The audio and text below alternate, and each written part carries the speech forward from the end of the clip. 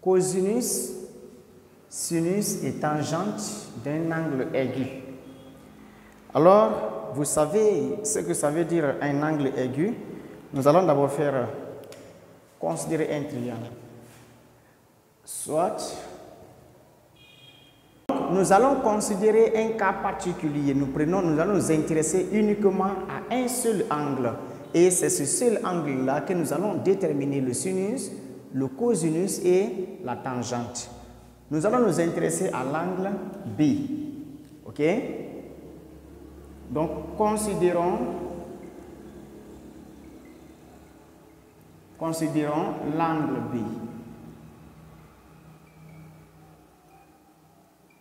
Donc, B étant un angle aigu.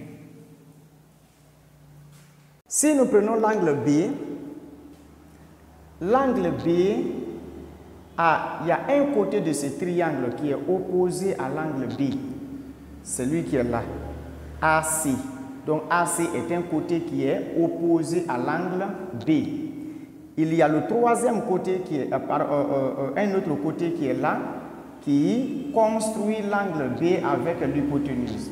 Alors, lui, on l'appelle le côté adjacent. Donc, pour ce seul angle B qui est là, nous avons le côté opposé et le côté adjacent. Vous pouvez également trouver la même chose au niveau de l'angle C. L'angle C, vous pouvez trouver son côté opposé et son côté adjacent.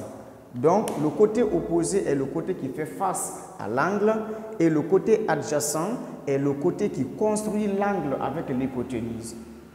Alors, si vous avez compris cela, nous allons maintenant déterminer ce que c'est que le sinus d'un angle aigu. Le sinus de l'angle B est égal à quoi? Au côté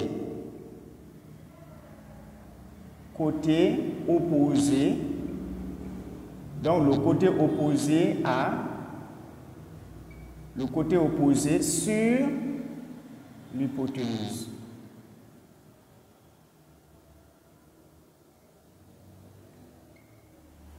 Donc, c'est le côté opposé divisé par l'hypoténuse qui nous donne le sinus de l'angle B. Alors, côté opposé sur l'hypoténuse, quel sera le côté opposé ici à B? Nous avons dit que c'est le côté AC. Donc, AC sur l'hypoténuse. L'hypoténuse dans ce triangle-là, c'est BC. Donc, AC sur BC. Alors, nous pouvons dire que sinus de l'angle B est égal à AC sur BC.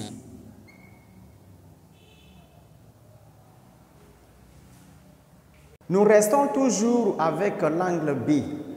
Si vous avez compris comment on a trouvé le sinus de l'angle B, je pense que vous pourrez faire la même chose pour déterminer le sinus de l'angle C. Maintenant, nous allons voir le cosinus de l'angle B. Le cosinus. À quoi est égal au cosinus de l'angle B? Le cosinus de l'angle B, pour le sinus, on a utilisé le côté opposé. Maintenant, le cosinus, c'est le côté adjacent. OK? Donc, cosinus est égal à côté adjacent divisé par l'hypoténuse. Côté adjacent divisé par l'hypoténuse. Ici, le côté adjacent à l'angle.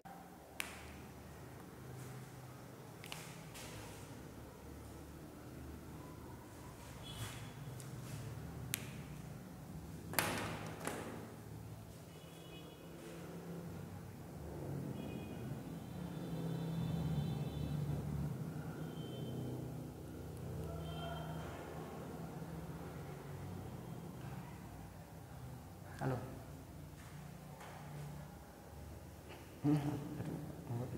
Il est bon. Donc, après le sinus et le cosinus, nous allons déterminer la tangente. La tangente. Nous continuons toujours avec l'angle que nous avions choisi au départ, c'est-à-dire l'angle B. Avec la tangente, vous avez deux manières de déterminer la tangente. La tangente, premièrement, est égale à quoi? La tangente de l'angle B est égale côté opposé sur côté adjacent. Sur côté adjacent. Alors, à quoi est égal au côté opposé? Quel est le côté qui est opposé à l'angle B? C'est le côté AC. Donc, ceci est égal à AC sur AB. Donc, on peut dire que la tangente de l'angle B est égale à AC sur AB.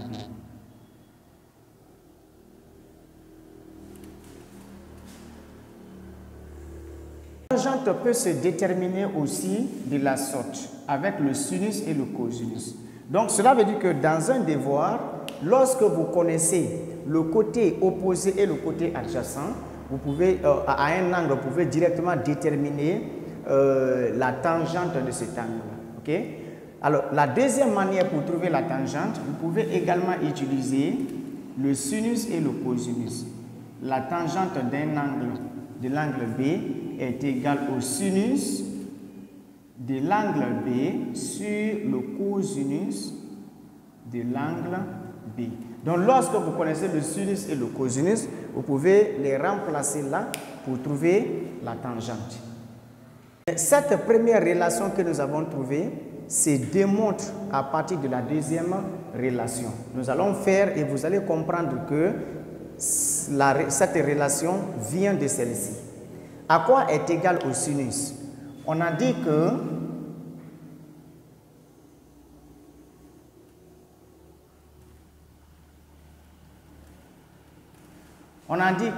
la tangente est égale à sinus de B sur cosinus de B. Mais à quoi est égal au sinus? Le sinus est égal au côté opposé sur le côté adjacent. Donc, égal à AC sur BC.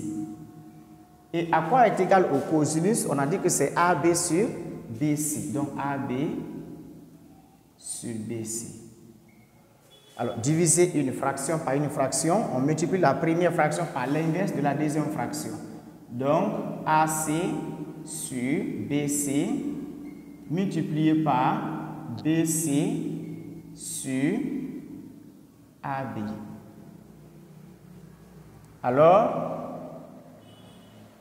lui, les BC et BC vont se simplifier. Il va rester AC sur AB.